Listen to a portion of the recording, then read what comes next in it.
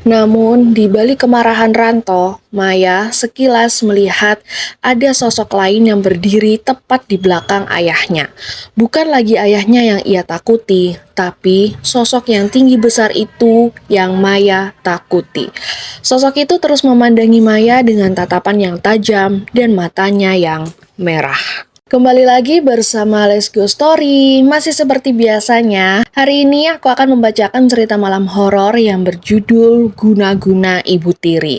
Cerita ini menceritakan tentang ibu tiri atau ibu sambung dari anak gadis yang berusia 12 tahun sedang berusaha memisahkan dengan ayahnya agar harta yang dimiliki ayahnya itu bisa jatuh ke tangan si ibu tiri ini. Langsung tonton aja sampai habis biar nggak makin penasaran. Rumah bergaya kolonial di sudut kota itu terasa selalu dingin, meskipun matahari sedang terik-teriknya. Bagi Widya, rumah itu hanyalah sebuah panggung sandiwara. Tepat 1 tahun yang lalu, ia masuk ke sana dengan kebaya merah yang begitu anggun dengan membawa senyum manis yang menyembunyikan taring serakahnya. Baginya, Ranto bukanlah sekedar suami. Ia telah menjadi Ranto sebagai berangkas berjalannya. Pernikahan yang ia jalani tidak sepenuhnya menggunakan cinta dan perasaan. Ia tahu jika Ranto adalah duda kaya raya, maka ia hanya ingin memanfaatkan hartanya. Namun ada satu penghalang besar bagi Widya. Dia adalah Maya, bocah berusia 12 tahun. Maya adalah pewaris tunggal dari harta ibunya, mendiang dari istri pertama Ranto. Selama Maya masih ada di sana, Widya tidak bisa menguasai penuh harta Ranto yang masih diatasnamakan mendiang istri pertamanya. Suatu hari, saat Widya dan Ranto sedang bersantai di kamar, Widya mulai memberikan perkataan yang aneh-aneh kepada Ranto tentang si Maya. Mas, Maya akhir-akhir ini makin hari makin aneh deh. Masa dia sering menatapku dengan tatapan kebencian? Aku takut deh dia bakal mencelakaiku atau dia akan mencelakai anak kita nanti. Mendengar ucapan dari Maya, Ranto yang awalnya menganggap Maya baik-baik saja, perlahan ia mulai kemakan omongan istrinya itu. Ucapan dari Widya bukan sekedar ucapan biasa, ia juga meletakkan sesuatu di bawah bantal suaminya. Sebuah bungkusan kain kafan yang berisi kuku, rambut, dan tanah kuburan yang sudah dimantrai. Usaha yang Widya lakukan itu sudah sejauh itu. Efek dari barang yang selalu menetap di bawah bantal Ranto adalah sikapnya mulai berubah drastis. Ranto yang terkenal lembut dan sangat sayang kepada Maya, kini ia berubah bagaikan monster. Di mata Maya, ayahnya adalah sosok yang berbeda. Suaranya yang dulu hangat, kini terdengar seperti parutan besi yang sudah berkarat. Di suatu sore, Maya benar-benar merasakan perubahan itu. Saat Maya sedang santai di ruang tamu sambil makan makanan ringan, tiba-tiba dari arah belakang, Ranto menghampiri Maya sambil berteriak tidak jelas. Awalnya, Ranto marah karena makanannya dimakan tanpa meminta izin sebelumnya. Tapi setelah itu, ia berteriak menyuruh Maya pergi jauh dari rumah ini. Pergi kamu dari sini, jangan tunjukkan wajahmu di depanku. Setelah berteriak seperti itu, Ranto merampas makanan ringan yang ada di pangkuan Maya, lalu membuangnya begitu saja. Maya bingung dengan apa yang sedang terjadi pada ayahnya. Sebelumnya, Ranto tidak pernah begitu. Bahkan masalah makanan ringan pun tidak pantas untuk diperebutkan oleh Ranto. Maya hanya bisa mematung dan air matanya sudah menetes secara perlahan. Namun, di balik kemarahan Ranto, Maya sekilas melihat jika ada sosok lain yang berdiri tepat di belakang ayahnya. Bukan lagi ayahnya yang ia takuti, tapi sosok tinggi besar itu yang Maya takuti. Sosok itu terus memandang Maya dengan tatapan yang tajam dan matanya yang merah. Maya juga mendengar ada suara berat dan parau, tapi bukan berasal dari suara ayahnya. Suara itu mengatakan, "Aku benci denganmu, pergi dari sini." Semenjak itu hubungan Ranto dan putri kecilnya tidak pernah baik-baik saja. Apa yang Maya lakukan selalu salah dan Maya selalu mendapatkan amukan serta cacian yang membuat hatinya teriris. Sebagai anak yang mau menginjak remaja, terkadang bingung harus bagaimana. Ia hanya bisa menangis di kamar sambil memandangi foto ibunya. Maya juga merasakan serta melihat pola yang sama. Setiap kali Ranto marah kepadanya, ia pasti akan melihat bayangan hitam legam besar dengan mata yang merah itu mendekap punggung Ranto dari belakang. Sosok itu seolah mengendalikan setiap gerakan otot wajah dan kata-kata kasar yang keluar dari mulut ayahnya. Rumah itu kini terasa seperti penjara gaib. Di dalam kamar Maya, tepat di setiap sudut plafonnya, tampak selalu basah oleh cairan hitam yang baunya sangat busuk. Tidak hanya itu, Maya juga mendengar ada suara cakaran di balik dinding yang selalu ia dengar setiap malam. Dan itu lama-lama menjadi pengantar tidur Maya. Maya tidak tahu harus bagaimana. Ia hanya mencoba menerima kejadian yang hampir tiap hari ia rasakan itu.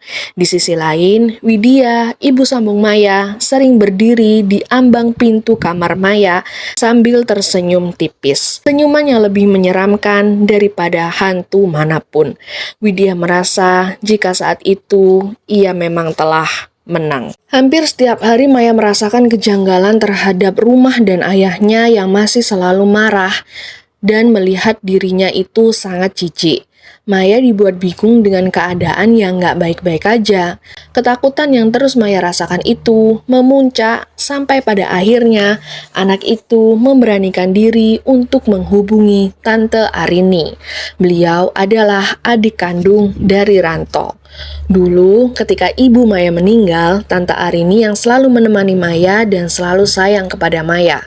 Sekarang sudah saatnya Maya meminta pertolongan, juga perlindungan dari Tante Arini.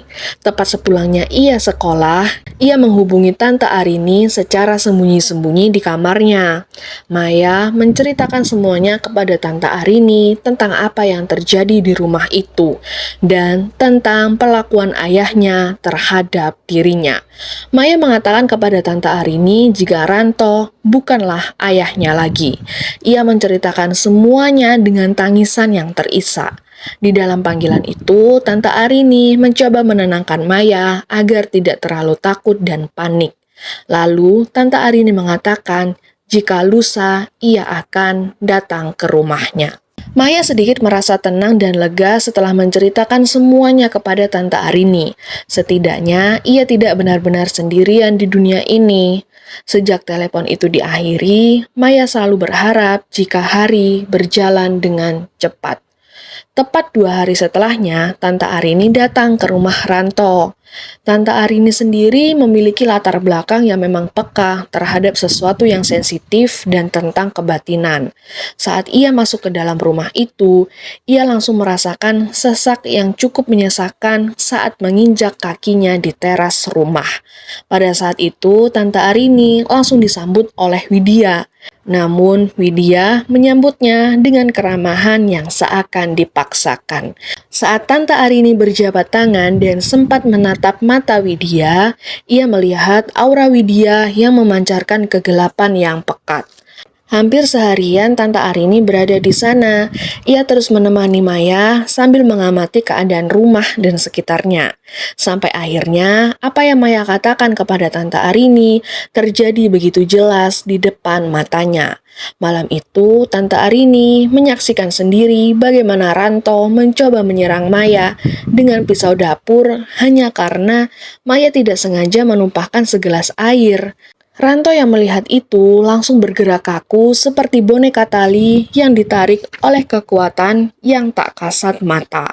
Melihat hal itu, Tante Arini segera melerai Ranto yang hampir saja membunuh anaknya. Tante Arini marah besar kepada kakaknya itu, sedangkan Widya hanya mencari muka seakan ingin melindungi Maya.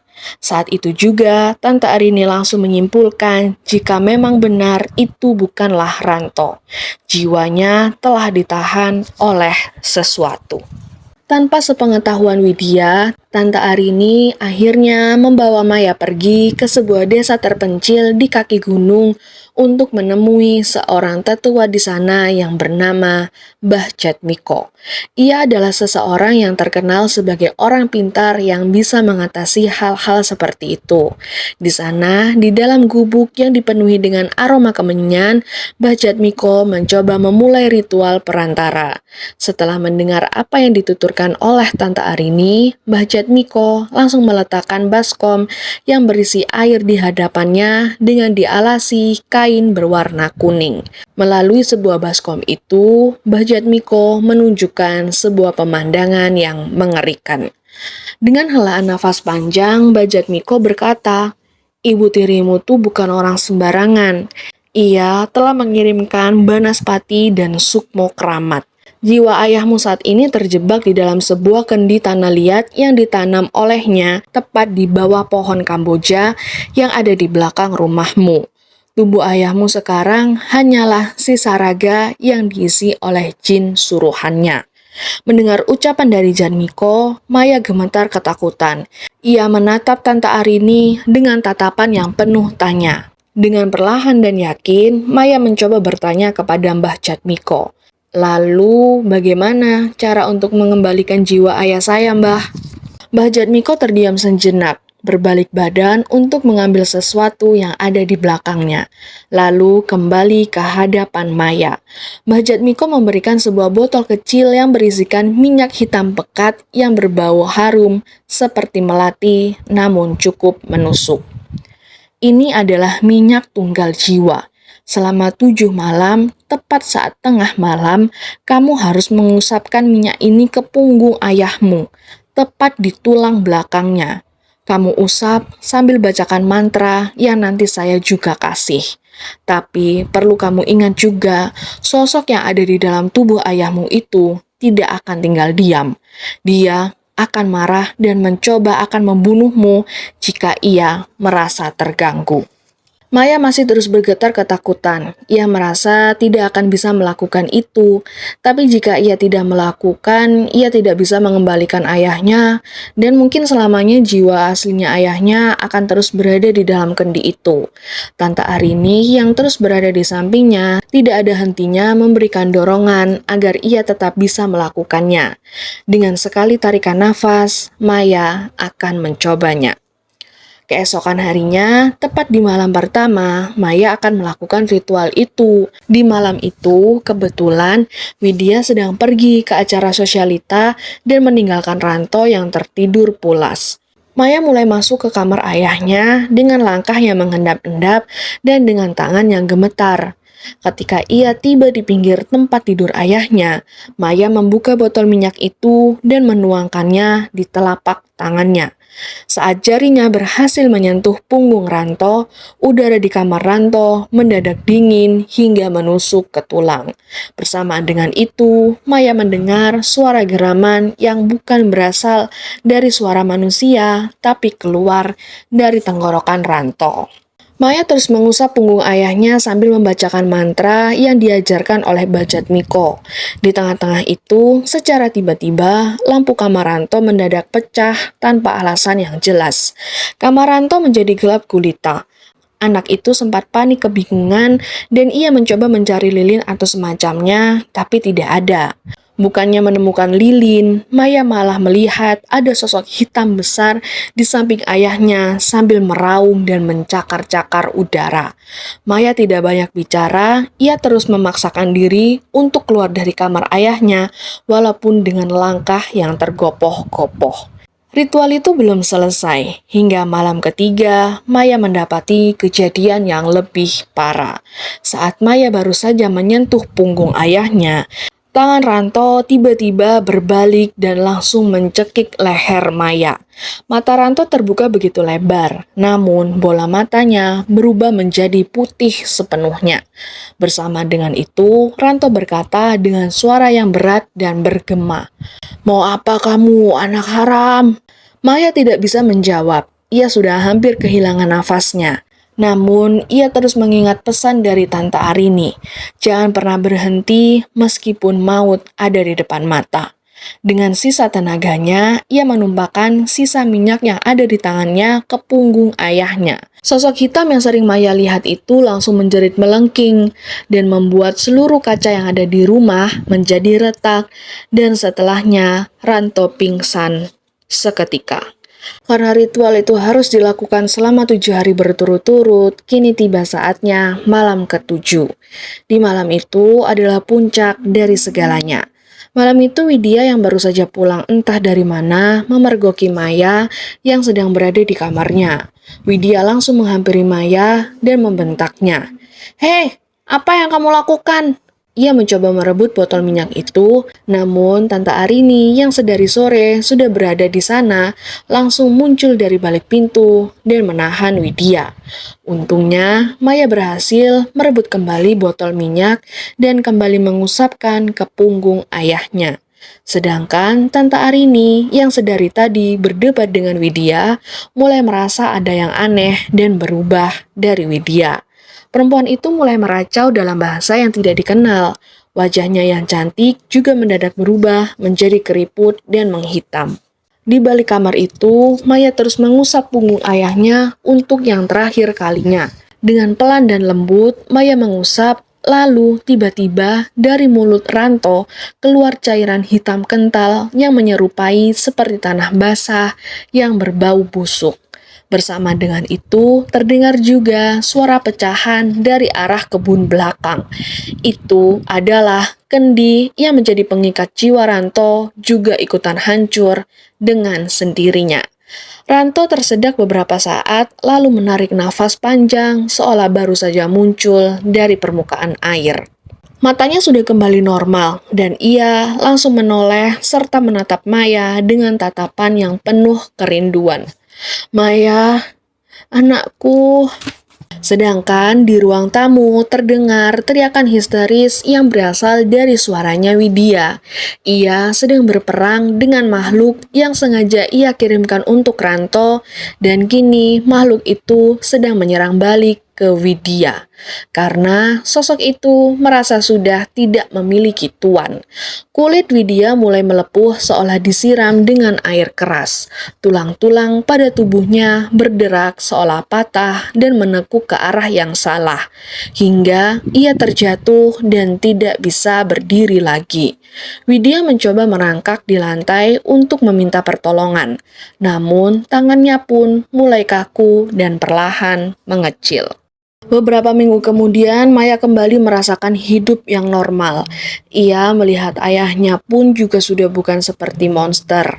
Ia melihat ayahnya seperti dulu yang selalu sayang kepadanya. Tante Arini yang masih ada di sana selama beberapa minggu pun juga merasa lega dan bahagia. Keluarga kakaknya bisa kembali utuh tanpa adanya gangguan. Di situ, Ranto sempat berterima kasih kepada Tante Arini karena telah membantu menyelamatkan Maya, dan ia juga merasa bangga kepada anaknya karena bisa menjadi anak yang pemberani. Sedangkan Widya yang kini hampir menjadi mantan istri Ranto mengalami kecacatan yang cukup mengerikan. Seluruh syaraf motoriknya mati, wajahnya lumpuh dalam ekspresi ketakutan yang permanen, dan ia hanya bisa mengeluarkan suara dengan erangan tanpa bisa berbicara apapun. Secara medis juga disebutkan sebagai kelumpuhan syaraf total. Dan selamanya Widya akan seperti itu. Ia harus menghabiskan sisa hidupnya di atas kursi roda di sebuah panti jompo yang sepi karena pada akhirnya Ranto telah mengusirnya dan menceraikannya secara sah. Harta yang sangat ia dambakan kini hanya menjadi angan-angan yang menyiksa. Dan Ranto pun kini perlahan kembali menata hidupnya bersama putri semata wayangnya. Rumah itu pun kini terasa lebih hangat, tidak ada lagi bayangan di atas plafon dan tidak ada lagi cakaran-cakaran di dinding. Namun, setiap kali Maya melihat atau melewati pohon Kamboja yang ada di belakang rumah itu, Maya masih merasa sering merinding. Ia teringat bahwa kegelapan bisa masuk lewat celah sekecil apapun jika hati manusia dipenuhi oleh keserakahan. Stigma ibu tiri itu emang benar-benar melekat ya. Dan apa yang ada di keseharian kalau ibu tiri itu jahat ya memang benar adanya. Menurut kalian gimana sama cerita kali ini? Coba komen di bawah. Oke, sekian cerita malam horor kali ini. Bantu buat like, komen, dan subscribe. Juga jangan lupa nyalakan notifikasi lonceng biar kalian tahu kalau aku punya cerita baru. Sampai ketemu di cerita berikutnya. Bye-bye.